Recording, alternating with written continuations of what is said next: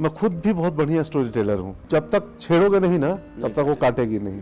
तो मेरी कहानियां कई बार ना ऑडियंस पे डिपेंड होती है। अच्छा, एक चीज मेरी अभी बहुत लोगों को नहीं मालूम है, मैं खुद भी बहुत बढ़िया स्टोरी टेलर हूँ। अरे वाह, अरे वाह। मेरे पास अथाह कहानियां हैं गाँव की। वाह। रेणु जी इसीलिए मुझे पसंद है। हाँ। तो कोई बात नहीं, कोई टेंशन नहीं है, वो हम बिरनी है, वो हमारी आदत है, चली जाएगी। हाँ। तो वो बैठ भी जाएगी ना, तुम जब तक छेड़ोगे नहीं ना तब तक वो काटेगी नहीं। बैठने पे तुम डिस्टरबेंस लाओगे तब वो डंक मारेगी। खैर ये भी बिरनी बोलते थे हम लोग के। तो क्या सवाल था, मैं भूल गया हूँ। रेणु जी, हाँ, तो मैं खुद स्टोरी टेलर हूँ। बहुत सारी कहानियां हैं। मेरी सास एक है, वो भी बड़ी स्टोरी टेलर है। तो हम कहानी कहते हुए ना, हमें मालूम है कि यार एक कहानी को मैं 4 महफिलों में सुनाता हूँ।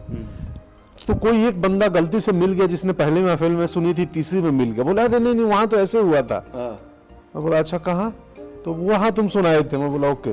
तो मेरी कहानियां कई बार ना ऑडियंस पे डिपेंड होती हैं कि अगर मैं बुद्धिजीवियों के बीच बैठा हूं तो कहानी को वैचारिक बना दूंगा, पहलवानों के बीच बैठा हूं तो कहानी को ताकतवर बना दूंगा। तो मैं ऑडियंस के हिसाब से ना, कि इनको ह्यूमर पसंद वाली ऑडियंस है तो उसके ह्यूमर वाले एलिमेंट थोड़े ज्यादा हावी हो जाएंगे। तो क्या आप स्टोरी टेलर को स्टोरी सुनाना चाहेंगे? ऐसी बहुत सारी कहानियां हैं। और जहाँ एक ना, मैं अपने मेरे गांव से 7 किलोमीटर दूर रतनसराय छोटा सा रेलवे स्टेशन है, जहाँ से छोटी लाइन की गाड़ियां चलती थी पहले। अब बड़ी लाइन इस साल से शुरू हो गया है। तो उसमें हम ट्रेन में बैठ के जाते थे। थावे बरौनी एक ट्रेन हुआ करती थी जो सुबह 3:30 बजे आती थी। थावे से खुल के बरौनी तक जाती थी। हाजीपुर मुझे उतरना था पटना जाने के लिए।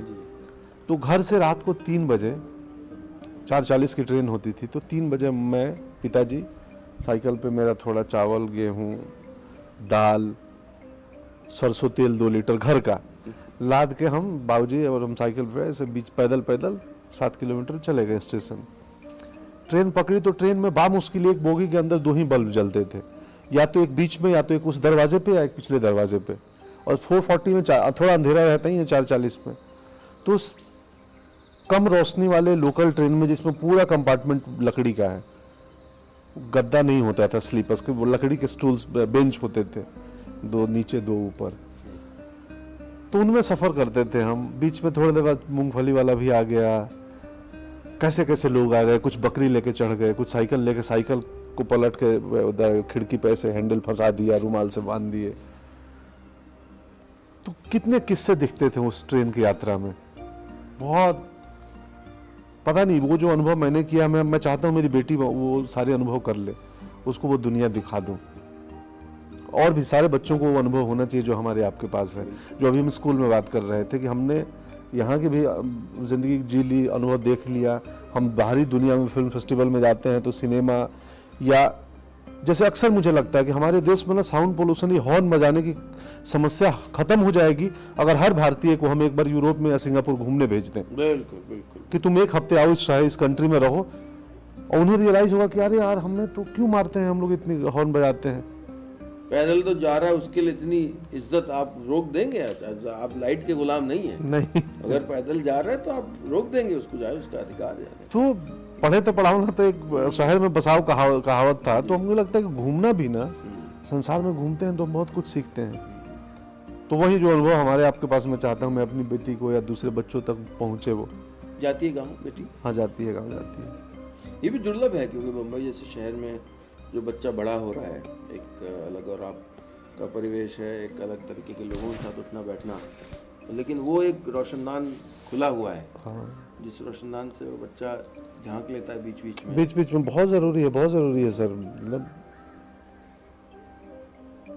कि वो पता तो होना चाहिए ना धरातल कि हम लोग आखिर जो अन्न खाते हैं वो अन्न आता कहाँ से है, उसको पैदा करने में कितना परिश्रम जाता है, हर इंडिविजुअल को पता होना चाहिए। जो आप किस्सा बता रहे थे वो, तो जब हर आदमी भारत का जान जाएगा कि अन्न की उपज कैसे होती है, तो शायद अन्न का वेस्ट नहीं करेगा उसको।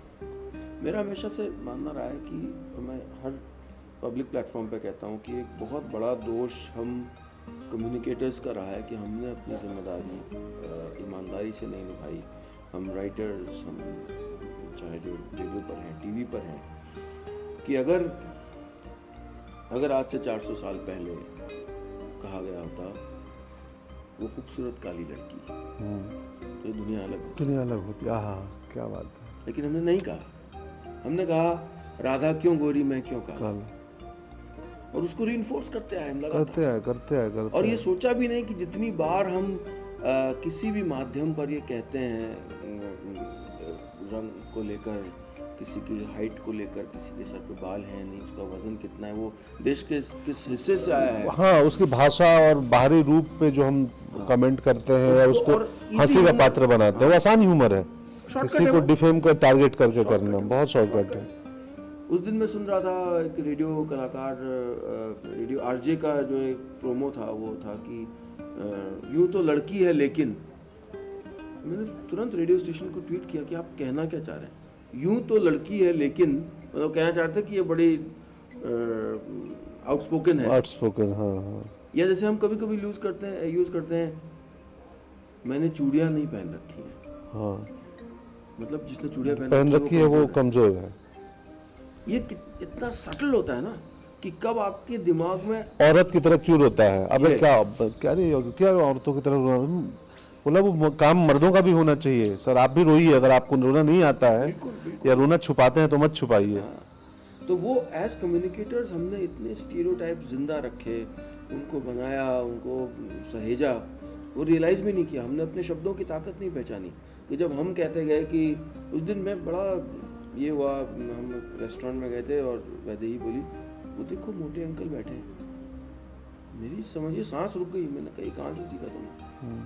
मैंने कहा नहीं, सब अंकल अलग, कोई अंकल एक तरह का होता है, कोई अंकल तो इस उम्र से जब आपको आप ट्रेंड बताएंगे उन्हें। और मैं मंडली में भी कहता हूँ कि जब आप अच्छे इंसान होंगे तो अच्छे राइटर बन पाएंगे। आप अगर वही सोच लेके आ रहे हैं और आपको पता नहीं आप इतने करोड़ों लोगों को वो सुना रहे हैं, उसके इन्फ्लुएंस हो रहा है। सर वही ना कि हमें, अगर ईश्वर ने आपकी वाणी में इतनी ताकत दी है कि आप कोई बात बोलते हैं तो 5,000, 10,000, 10 लाख लोग सुन रहे हैं या पढ़ रहे हैं, तो आपकी जिम्मेदारी बढ़ जाती है, क्योंकि आप फिर पीढ़ियों का निर्माण कर रहे हैं। आप कैसी कहानी सुना रहे हैं, मैं कैसा अभिनय कर रहा हूँ, ये सिर्फ मेरे पैसा कमाने का माध्यम नहीं है, मेरे घर चलाने का। मेरी बात वहां तक पहुंचे कि किसी के जीवन में थोड़ी डार्कनेस को कम करे या उसको बेटर ह्यूमन बनाने में वो मदद करे, वो बात, वो प्रेरणा स्रोत बने या जो भी बने, तो हमारी जिम्मेदार बड़ी हो जाती है। वो चाहे अब रास्ते में हम पत्रकारिता की बात कर रहे थे कि हमें मालूम ही नहीं है, अपनी जिम्मेदारी का एहसास नहीं है।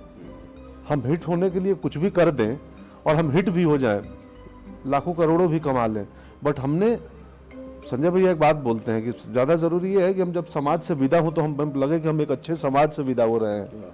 सबको रहना नहीं है, जाना है, तय है।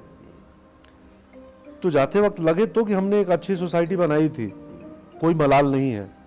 मुझे सत्य है कि मरना ही है, हम सब जीवित, कोई नहीं रहने आया है, बट जाते वक्त लगे कि हाँ यार हम खुश हैं, हमने अपना काम ईमानदारी से किया। Now okay bye, happy journey. तुम अपनी जिम्मेदारी अच्छे से निभाना।